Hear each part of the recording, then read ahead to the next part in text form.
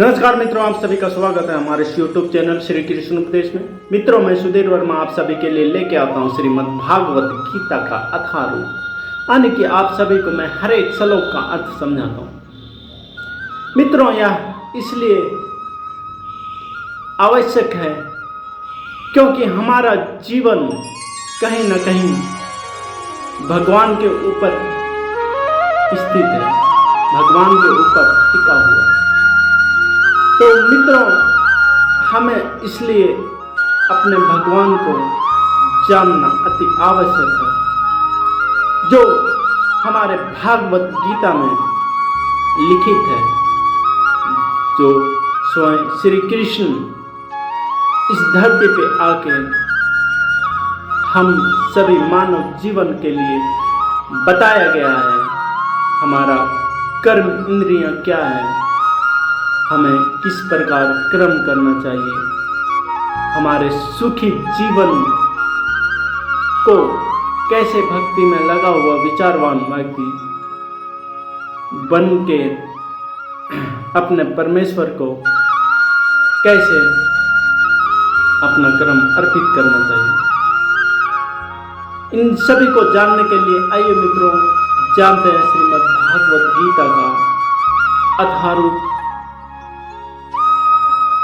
अध्याय 5 कर्मयोग, श्लोक नंबर 6, जो इस प्रकार है। श्री भगवान बोले, भक्ति में लगे बिना केवल समस्त कर्मों का परित्याग करने से कोई सुखी नहीं बन सकता, परंतु भक्ति में लगा हुआ विचारवान व्यक्ति शीघ्र ही परमेश्वर को प्राप्त कर लेता है। तो मित्रों, सन्यासी दो प्रकार के होते हैं। मायावादी सन्यासी संख्या दर्शन के अध्ययन में लगे रहते हैं, तथा वैष्णव सन्यासी वेदांता सूत्र के अर्थात भाष्य भागवत दर्शन के अध्ययन में लगे रहते हैं। मायावादी सन्यासी भी वेदांत सूत्रों का अध्ययन करते हैं, किंतु वे शंकराचार्य द्वारा प्रणीत शारीरिक भाष्य का उपयोग करते हैं।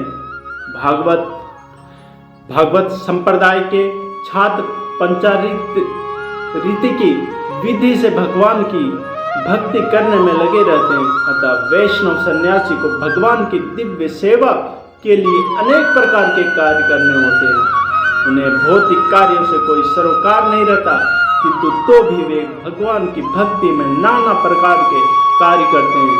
किंतु मायावादी सन्यासी जो संख्या तथा वेदांत के अध्ययन एवं चिंतन में लगे रहते हैं, वे भगवान की दिव्य भक्ति का आनंद नहीं उठा पाते, क्योंकि उनका अध्ययन अत्यंत जटिल हो जाता है। अतः वे कभी कभी ब्रह्मचिंतन से उब कर समुचित बोध के बिना ही भागवत की शरण ग्रहण करते हैं। फलस्वरूप श्रीमद् भागवत का भी अध्ययन उनके लिए कष्टकार होता है। मायावादी सन्यासी का सुसक चिंतन तथा कृत्रिम साधनों से निर्विवेश विवेचना अनेक उनके लिए व्यर्थ होती है। भक्ति में लगे हुए वैष्णव सन्यासी अपने दिव्य कर्मों को करते हुए प्रसन्न रहते हैं, और यह भी निश्चित रहता है कि वे भागवत धाम को प्राप्त होगा। मायावादी सन्यासी कभी कभी आत्मा सजता करके पद से नीचे गिर जाते हैं और फिर से समाज सेवा परोपकार जैसे भौतिक क्रम में प्रवृत्त होते हैं। अतः मित्रों, निष्कर्ष यह निकलता है कि कृष्ण भक्ति के कार्यों में लगे रहने वाले लोग ब्रह्म अब्रह्म विषय साधारण चिंतन में लगे सन्यासी से श्रेष्ठ है। तथापि वे भी उनके अनेक जन्मों के बाद कृष्ण भावना भावित हो जाते हैं। 7वां श्लोक, जो भक्ति भाव से कर्म करता है, जो विशुद्ध आत्मा है और अपने मन तथा इंद्रियों को वश में रखता है, वह सबों को प्रिय होता है और सभी लोग उसे प्रिय होते हैं। ऐसे व्यक्ति कर्म करता हुआ भी कभी नहीं बनता।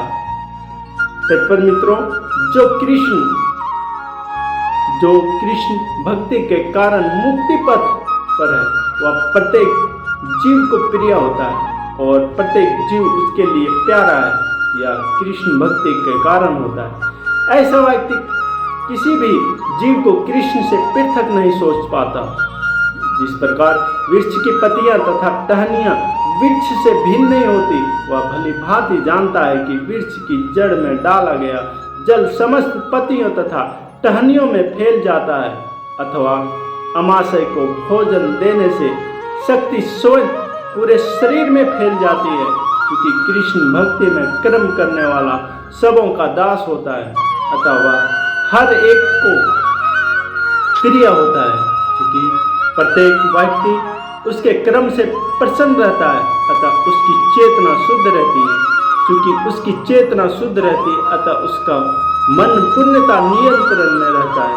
मन के नियंत्रित होने से उसकी इंद्रियां संयमित रहता है, क्योंकि उसका मन सदैव कृष्ण में स्थित रहता है, अतः उसके विचलित होने का प्रश्न ही नहीं उठता। ना ही उसे कृष्ण से संबंध कथाओं से अतिरिक्त अन्य कार्यों में अपनी इंद्रियों को लगाने का अवसर मिलता है। वह कृष्ण कथा के अतिरिक्त और कुछ सुनना नहीं चाहता। वह कृष्ण को अर्पित किए हुए भोजन अतिरिक्त अन्य कुछ नहीं खाना चाहता, और ना ऐसे किसी स्थान में जाने की इच्छा रखता है जहाँ कृष्ण संबंधित कार्य ना होता हो, अतः उसकी इंद्रियां वश में रहती है। ऐसा व्यक्ति जिसकी इंद्रियां संयमित हो, वह किसी के प्रति अपराध नहीं कर सकता। इस पर कोई यह प्रश्न कर सकता है तो फिर अर्जुन अन्य के प्रति युद्ध में आक्रामक क्यों था? मित्रों, यहाँ पर अगर कोई प्रश्न कर सकता है, अर्जुन अन्यों के प्रति युद्ध में आक्रामक क्यों था? क्या वह कृष्ण भावना भावित नहीं था? वस्तुतः मित्रों, अर्जुन ऊपर से ही आक्रामक था, क्योंकि जैसे कि द्वितीय अध्याय में बताया जा चुका है, आत्मा के अवध होने के कारण युद्ध भूमि में एकत्र हुए सारे व्यक्ति अपने अपने स्वरूप में जीवित बने रहेंगे। अतः आध्यात्मिक दृष्टि से कुरुक्षेत्र की युद्ध भूमि में कोई मारा नहीं गया। वहां पर स्थित कृष्ण की आज्ञा से केवल उनके वस्त्र बदल दिए गए, यानी कि उनके शरीर बदल दिए गए। अतः अर्जुन कुरुक्षेत्र की युद्ध भूमि में युद्ध करता हुआ भी वस्तुतः युद्ध नहीं कर रहा था।